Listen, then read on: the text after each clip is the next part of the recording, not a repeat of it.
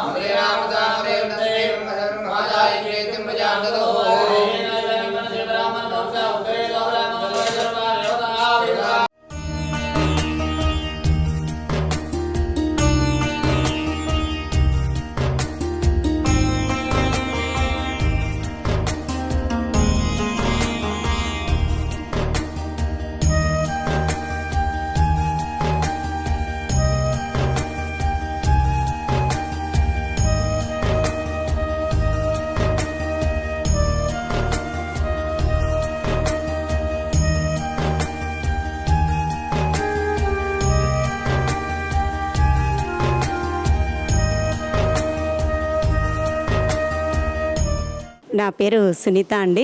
Nandyal district నుంచి వచ్చాము.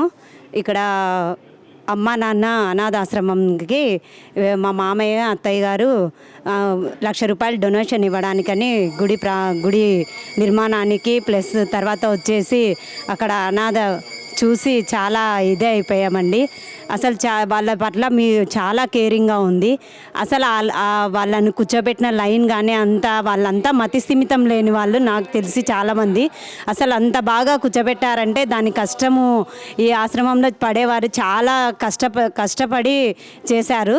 అసలు మామూలుగా ఉండే వాళ్ళు కూడా అంత లైన్గా అంత క్రమశిక్షణతో కూర్చోలేరు నేను చూసిన ఇంతవరకు కొన్ని ప్రోగ్రామ్స్లలో.